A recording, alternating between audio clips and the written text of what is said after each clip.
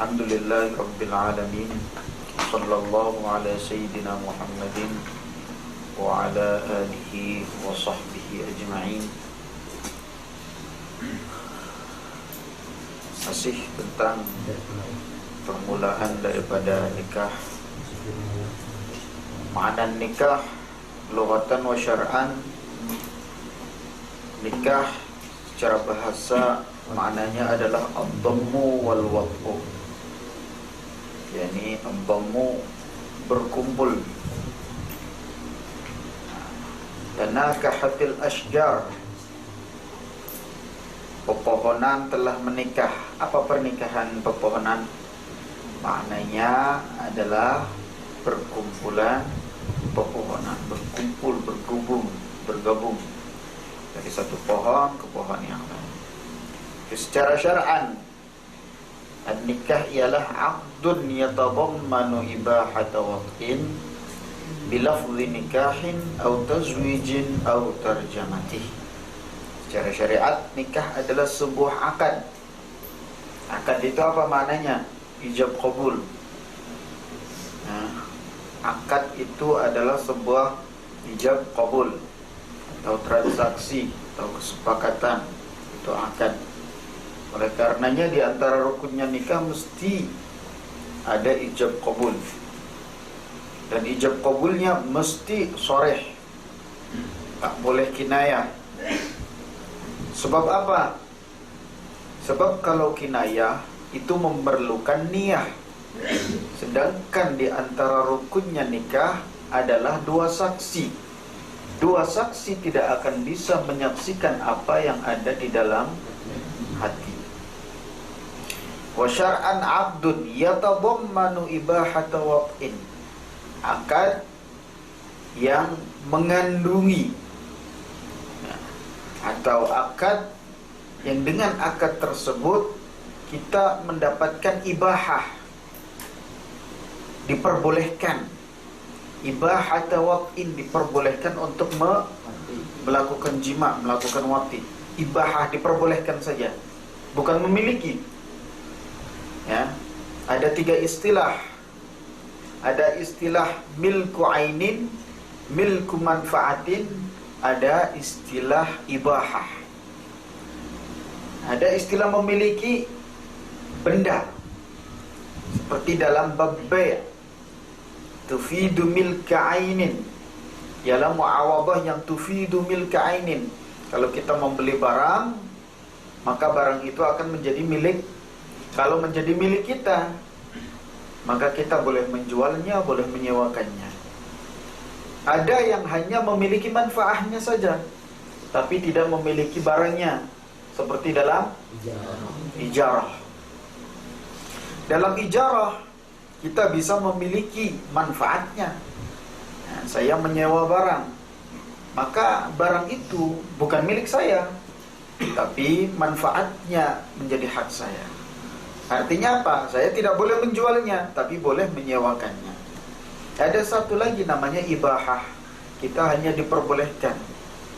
Seperti diantaranya lagi apa? Ibahah itu seperti dhiyafah. Ketika kita bertamu ke rumah orang lain, kemudian tuan rumah itu memberi jamuan, namanya dhiyafah kan, memberi minuman, makanan-makanan. Ya. Apakah minuman itu setelah disuguhkan menjadi milik kita? Tidak. Makanan itu tidak menjadi milik kita. Makanan itu hanya diperbolehkan bagi kita untuk memakannya. Baru akan menjadi milik kita kalau sudah masuk jauh, sudah masuk ke dalam perut kita. Nanti kalau keluar lagi, misal seandainya kita muntahkan, itu menjadi milik tuan rumah lagi. Nah, itu makna dari dhiyafah atau ibahah. Jadi kita hanya diperbolehkan saja. Makanya kalau kita bertamu, misal ada kucing datang, kita nggak boleh misal ambil ikan, misal kita ambil ikan kemudian kita bagikan kepada kucing. Tidak boleh. Tidak ada hak maksudnya. Atau misal kita akan mempersilahkan orang lain, nah, silakan, itu bukan milik kita itu. Walaupun sudah dikhususkan, sudah disuguhkan di depan kita, tapi minuman itu bukan milik kita. Maka Tidak ada hak bagi kita misal memberikannya kepada orang lain. Nah, itu kalau kita bicara hak. Kalau masalah tasamuh lain lagi. Aqdun yatadammanu ibahata watin. Di antara ibahah yaitu watin. Ketika kita menikah dengan perempuan, bukan maknanya budak perempuan itu milik kita. Manfaatnya bukan milik kita. Kalau pernikahan itu menghasilkan kepemilikan, maka kita boleh menjual istri. Atau kepemilikan manfaat, maka kita boleh menyewakan istri. Tapi tidak, kita tak boleh menjualnya, tak boleh menyewakannya. Kita hanya dimubahkan untuk mewatinya. Bilafdhi nikahin, dan pernikahan, nah katanya aqdun yatadammanu ibahata watin bilafdhi nikahin, dengan lafaz nikah atau tazwijin atau terjamati. Nikah hanya sah dengan lafaz inkah atau tazwij atau terjemahnya. Tak boleh misal orang tua mengatakan kepada calon menantu, saya hibahkan anak perempuan saya kepada kamu. Tidak sah.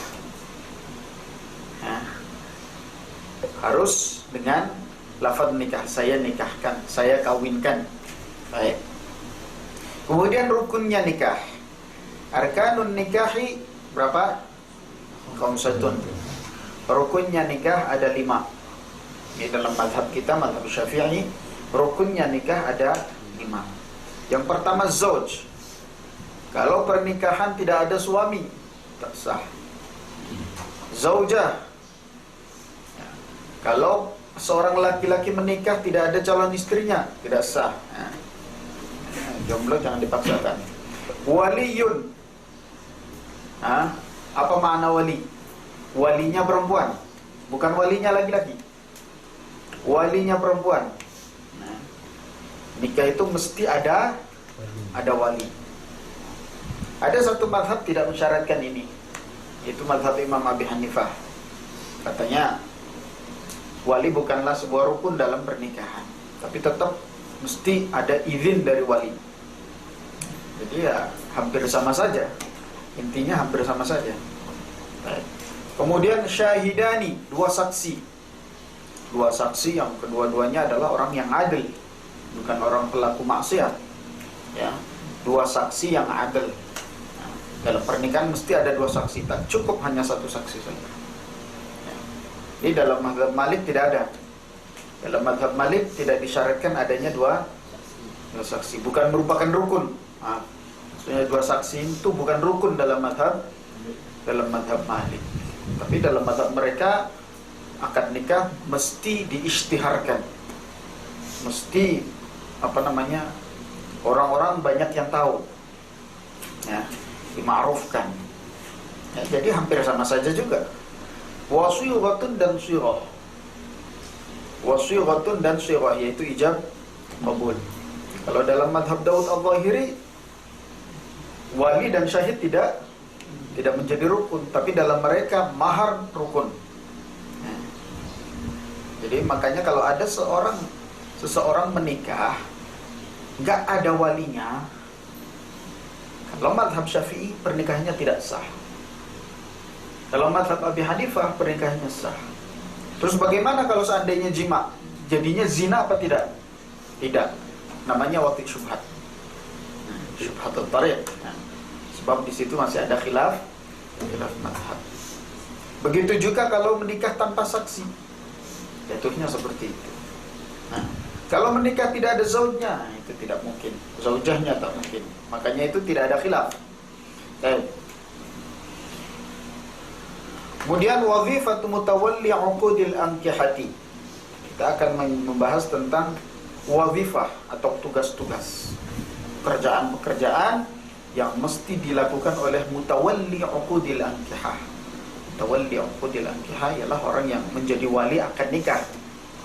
Nah, baik wali am ataupun wali khas. Wali itu ada 2, ada wali am, ada wali khas. Wali am maksudnya yaitu sultan, raja, kerajaan, ataupun orang yang ditunjuk oleh sultan.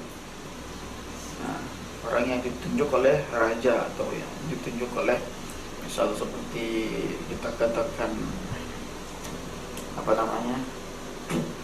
KUA atau majelis hakim, wali hakimnya itu wali am. Kalau wali khas yaitu wali nasab ya, seperti ab, jad, ayah, kakek. Kemudian siapa lagi, saudara laki-laki, saudara perempuan, dan saudara perempuan tak ada. Saudara laki-laki yang syakik, saudara laki-laki yang li'ab, kemudian ibn akh syakik, yaitu anak laki-lakinya kama sayati, seperti yang nanti akan kita terangkan dalam bab wali. Apa tugas-tugasnya? Yambaghi, tugas-tugasnya mutawalli uqudil ankih, yambaghi, seyogianya, sememangnya, li mutawalli uqudil ankihati, bagi orang yang menjadi wali akad nikah, idza tuliba, ketika diminta, minhu darinya, ayyubashir aqdan nikah, untuk melaksanakan akad nikah. Jadi kalau seseorang itu diminta dia untuk menjadi wali nikah ya, baik itu wali yang asli ataupun wakil saja, diminta untuk menjadi wakil. Seperti ustaz-ustaz, kiai-kiai misal ya, kalau ada anak muridnya dia mau menikah misal, dia akan misal diwakilkan supaya yang menikahkan seorang ulama, yang menikahkan adalah seorang ustaz ya, dia akan mewakilkan. Maka yang bagi lihadal ustaz, bagi kiai ini, bagi ustaz ini, sebemangnya dia untuk apa? Idza tuliba minhu ayyubashira aqdan nikah sawa'un kana huwal waliyyu, baik dia itu walinya, au kana safiran mahdhan, atau dia hanya wakil. Safir mahd maknanya wakil.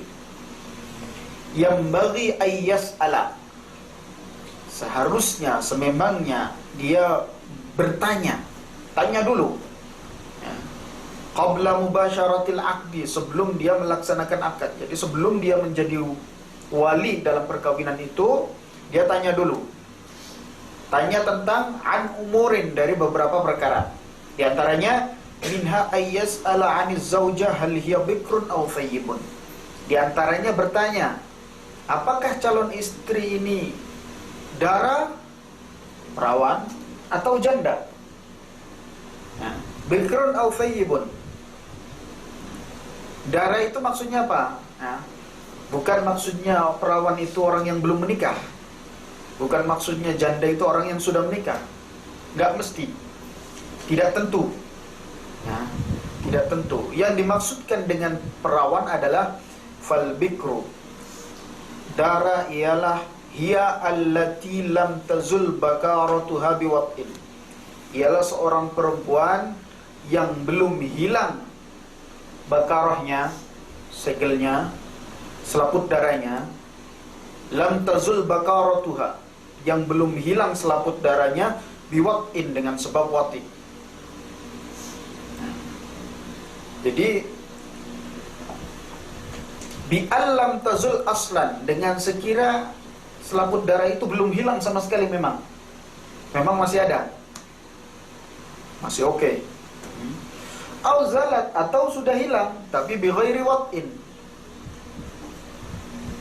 bukan disebabkan wati, kasaqatin, seperti dia terjatuh, atau hiddati haidin, atau panasnya darah haid sehingga mengkoyak, merobek selaput darah. Jadi maknanya apa?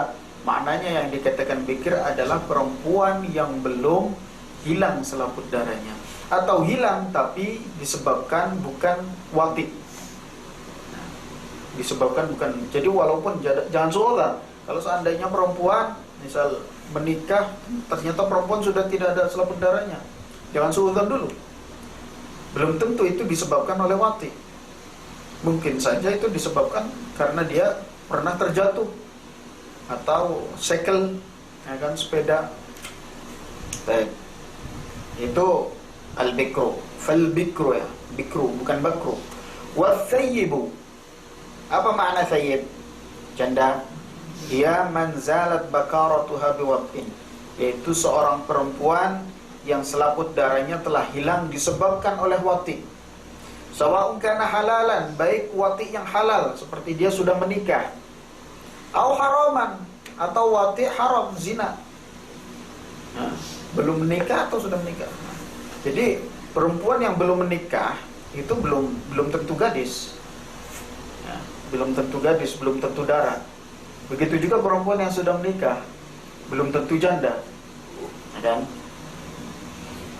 Au haraman au waq'a syubhatin, atau wati syubhat. Wati syubhat itu apa? Wati syubhat itu fa innahu la yusafu bil hilli wala bil hurmati. Wati syubhat itu wati karena syubhat, maksudnya dia tidak dihukumi halal, tidak dihukumi haram. Wati syubhat ini ada 3. Ada syubhatul fa'il, ada syubhatul tariq, ada syubhatul milk. Syubhatul fa'il seperti kita menyangka seseorang bahwa dia istri kita, ternyata bukan. Ini syubhat, namanya syubhatul fa'il. Hukumnya apa? Tidak haram. Tidak haram, tidak halal. Syubhatul tariq atau syubhatul khilaf, seperti dia menikah, dia mazhab Syafi'i menikah tanpa wali atau tanpa saksi. Kemudian watinya ini namanya wati syubhat. Atau syubhat kepemilikan. Amat dimiliki oleh 2 orang. Mana amat sudah tak ada. Amat dimiliki 2 orang, kemudian salah satunya wati. Oke ya, Zaki. Baik. Apa pengaruhnya kalau sekiranya dia itu bikran atau thayyiban? Fa in kanat bikran jaza lil ab wal jad faqad duna ghairihima min sa'iril awliya tazwijuha ijbaran walau qabla bulughiha. Kalau perempuan itu masih dara, masih gadis, masih perawan, maka diperbolehkan bagi ab, bagi ayah, wal jad dan kakek saja. Ayahnya ayah, bukan ayahnya ibu. Wal jad dan ayahnya ayah, duna ghairihima, bukan wali yang lain. Ia diperbolehkan tazwijuha, menikahkan perempuan itu ijbaran, secara paksa. Boleh memaksanya untuk menikah. Walau qabla bulughiha, walaupun sebelum balik. Ya. Secara paksa, tanpa memberitahu pun. Ya. Seperti Sayyidatina Aisyah dinikahkan tanpa diberitahu dulu. Bahkan dia tahu bahwa dia sudah dinikahkan setelah akad, setelah dinikahkan. Ini namanya wali mujbir. Ya, jadi wali itu ada yang mujbir, ada yang ghair mujbir. Mujbir itu dia boleh memaksa perempuan itu untuk menikah. Kalau ghair mujbir, dia tak boleh memaksa, harus ada izin. Ya. Wali mujbir itu siapa? Wali mujbir itu ayah atau kakek. Tapi dengan syarat perempuannya adalah bikir atau dara, perawan. Nah, ayah atau kakek dan anak atau cucunya ini masih perawan. Namun dengan berapa syarat? Dengan 4 syarat. Ditambah nanti 3 syarat lagi. Apa 4 syarat itu? Bisyuruti kauniz zawji kuf'an. Syarat yang pertama, dia dinikahkan dengan seorang laki-laki yang mukafi, yang sekufu, yang sederajat. Bisyuruti kauniz zawji kuf'an. Adanya suami, maksudnya calon suami, kuf'an, yakni 1 derajat. Kafa'ah ini ada 5. Ya, ada 5. Yang pertama agamanya. Maknanya kalau laki-laki bukan muslim, perempuannya muslim, maka tidak kufu, tidak sah. Ya, tidak kufu, tidak sederajat. Yang kedua nasabnya. Nah, nasabnya, maknanya kalau yang perempuan adalah ahlul bait, misal nasabnya kepada ahlul bait. Ya. Sedangkan yang laki-laki bukan pada ahlul bait, Arab biasa atau Quraisy selain ahlul bait, atau orang ajam, maka tidak sederajat, tidak kufu. Yang ketiga, hirfatul ab, pekerjaan ayahnya, bukan pekerjaan yang menikahnya, pekerjaan ayahnya. Misal ayahnya yang perempuan, dia seorang guru agama, jadi pekerjaan paling mulia guru agama. Yang laki-laki, orang tuanya bekerja untuk sesuatu yang najis misal yang kotor, ya, halal tapi dia dianggap sebagai pekerjaan yang kurang mulia. Nah, seperti misal dia di tempat-tempat yang kotor, seperti membersihkan hammam, membersihkan toilet, ya kan? Tukang bersih toilet, walaupun gajinya lebih tinggi, ya. Walaupun gajinya lebih tinggi dari guru ngaji berapa gajinya? Tiga, ya. Tiga hirfahnya. Kemudian aibnya. Aib itu maksudnya apa? Kalau misal laki-lakinya majnun, aib itu ada 5 ya. Dalam diri laki-laki ada 5. Majnun, ya. Judam, baros, memiliki penyakit kusta, ya. Kemudian majbub. Apa majbub? Ada zakar, terpotong. Unnah, ini ada zakarnya, tapi dia tak boleh bangun, ya, mengantuk, tak boleh bangun, tidak bisa bangun. Maka ini termasuk aib. Kalau perempuannya tidak ada aib, laki-lakinya ada aib, maka tidak kufu. Satu lagi hurriyah. Satu lagi adalah hurriyah. Perempuannya merdeka, sedangkan laki-lakinya hamba, budak. Ya. Budak, walaupun budak mukatab, walaupun dia mendapatkan izin untuk tijarah dan dia kaya, lebih kaya dari perempuan misalnya, tetap itu tidak kufu. Ada satu lagi yang keenam, wa fil yasari taraddudu.